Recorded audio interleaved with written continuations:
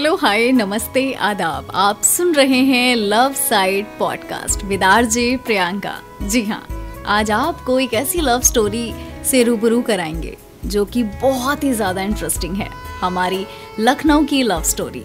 तो चलिए शुरुआत करते हैं लव साइड पॉडकास्ट की। लखनऊ की एक शानदार सुबह, समय 6:30 बजे। लखनऊ जो अपनी तहजीब और नजाकत के कारण ही जाना जाता है। इसे नवाबों का शहर तो कहते ही हैं। यहाँ की हिंदी में भी लखनवी अंदाज झलकता है। लखनऊ की गलियां आपको एक अलग ही अपनेपन का एहसास कराती हैं। मुस्कुराइए, आप लखनऊ में हैं। ये शब्द सुनते ही चेहरे पर एक प्यारी सी मुस्कान आ जाती है। आई ना? चलिए हम शुरुआत करते हैं कहानी की। जी हाँ, लखनऊ का दिल कहे जाने वाला हजरतगंज शहर के बीच में ही बसा है। वहीं पर अचानक एक लड़की तेजी से चली आ रही थी। उसे देखकर ऐसा लग रहा था कि वो बहुत जल्दी में है। उसके लंबे बाल चेहरे पर बार बार आ रहे थे, जिन्हें वो जल्दी से पीछे कर रही थी, लेकिन वापस हवा की वजह से उसके बाल फिर से वापस आ जाते थे। तो वो उन्हें जूड़े में लपेट लेती थी और तेजी से वापस अपनी मंजिल की ओर बढ़ने लगती है। अचानक से एक तेज हवा का झोंका आता है और उसके बाल वापस बिखर जाते हैं, लेकिन इस बार उसने उन पर बिल्कुल भी ध्यान नहीं दिया। वो जल्दी थोड़ी दूर पर एक बेकरी की शॉप थी। अंदर जाती है और काम कर रहे एक छोटे लड़के से पूछती है, रहीम चाचा कहाँ हैं? लड़का कुछ बोलता उससे पहले अंदर से एक आदमी की आवाज आती है, हम यहीं तो हैं बिटिया। ये शायद दुकान के मालिक रहीम चाचा की आवाज थी। वो काउंटर पर आते हैं। उनके हाथ में एक डिब्बा होता है जिसमें चॉकलेट केक है। लड़की कहती है, क्या चाचा, हमने आपसे कहा था कि आप इसे जल्दी तैयार कर दीजिएगा। माँ को रखा केक बिल्कुल भी पसंद नहीं आता है। अपनी घड़ी दिखाते हुए कहती है कि देखिए आपने कितनी देर कर दी। हम सुबह से 3 बार आ चुके हैं। अब तक तो माँ भी उठ गई होंगी। आपकी वजह से हमारा सारा सरप्राइज पूरी तरह खराब हो जाएगा। रहीम चाचा कहते हैं, नहीं बिटिया, ऐसा बिल्कुल नहीं होगा। अगर तुम हमका डांटने के बजाय घर जल्दी चली जाओ तो। लाइए इसे हमें चाचा।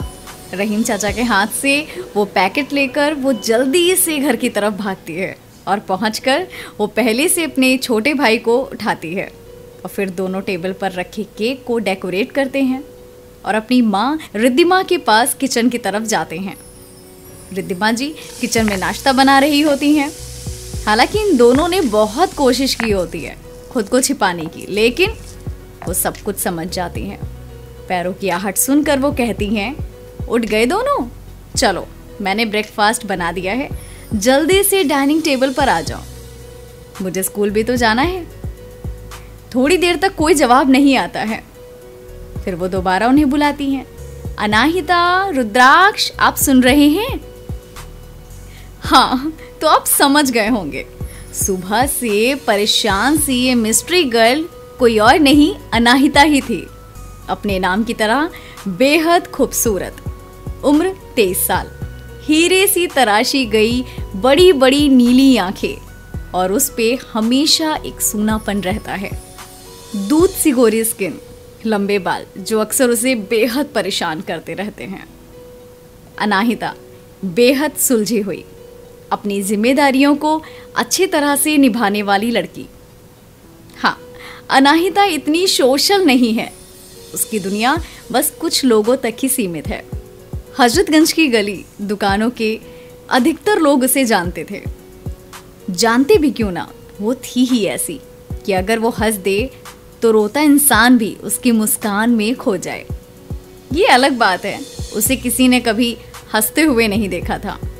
और दूसरा, वो शहीद सूर्य प्रताप रघुवंशी की बेटी थी, जो हजरतगंज की शान थे। एक चीज बता दूं आपको अनाहिता के बारे में, उस एक चीज से सख्त नफरत थी, वो था फौजियों से। हाँ, पर वो अपने पापा से बेहद प्यार करती थी। अनाहिता और रुद्राक्ष अचानक से रिद्धिमा के सामने आ जाते हैं, जिससे वे चौंक जाती हैं। ऐसा क्यों? क्योंकि दोनों साथ में हैप्पी मदर्स डे माँ, ये आपके लिए और मेरी और दी की तरफ से। आप हमेशा से खुश रहना, क्योंकि आप बहुत स्पेशल हो हमारे लिए।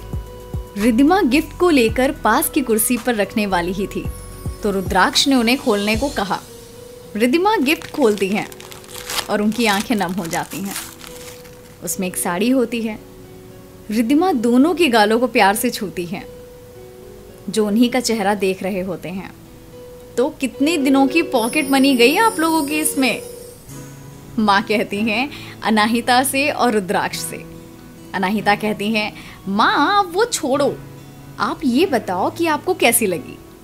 रिद्धिमा जी कहती हैं, बहुत प्यारी, आप दोनों जैसे वैसे मेरे लिए इतना प्यारा सा गिफ्ट है ये। कहते हुए रुद्राक्ष के बालों पर हाथ फेरती हैं। रुद्राक्ष, ओ माँ, आप सेंटी होकर बाल बिगाड़ देते हो ना, यू नो ना, now I am big boy. Anahita, हाँ माँ, रुद्र अब बड़े हो गए हैं। इतना कहकर वो रुद्राक्ष को गुदगुदी करने लगती हैं। रुद्राक्ष, प्लीज दी, बस करो ना प्लीज, मैं हंसते हंसते पागल हो जाऊंगा। वो देखो केक मेल्ट हो रहा है, मुझे खाने दीजिए, फिर मुझे स्कूल भी तो जाना है। रिद्धिमा जी दोनों को ब्रेकफास्ट करा के उन्हें भेजकर स्कूल जाने को रेडी होती हैं। जाने से पहले रिद्धिमा जी अपने पति की फोटो के पास आकर देखती हैं और कहती हैं, आपके अपने बच्चे कितने ज़्यादा समझदार हो गए हैं। अनाहिता तो बिल्कुल आपके जैसी है, उतनी ही सुलझी, खुद में ही रहती। हाँ, रुद्र, उसके लिए आप बिल्कुल अपोजिट हैं। कभी कभी डर लगता है कि हम उन्हें अच्छी परवरिश दे पाएंगे या नहीं। सच कह रहे हैं, आपकी कमी बहुत ज़्यादा खलती है। इन दोनों को मैं कुछ दिखा नहीं पाती। काश आप यहाँ होते तो देखते आपके बच्चे कितने अच्छे हैं। कहते कहते रिद्धिमा जी की आंखों में आंसू आ जाते हैं। शायद इस बार उनकी पलकें आंसुओं का बोझ उठा नहीं पाई और वहीं कुर्सी पर वो बैठ जाती हैं। अनाहिता 10 साल की थी और रुद्राक्ष 1 साल के। तभी सूर्य प्रताप जी आतंकवादियों से मुठभेड़ में शहीद हो गए थे। तब से रिद्धिमा जी अपने दोनों बच्चों को अकेले ही संभाल रही थी। सूर्य प्रताप जी के बाद उनके परिवार ने भी रिद्धिमा जी का साथ नहीं दिया।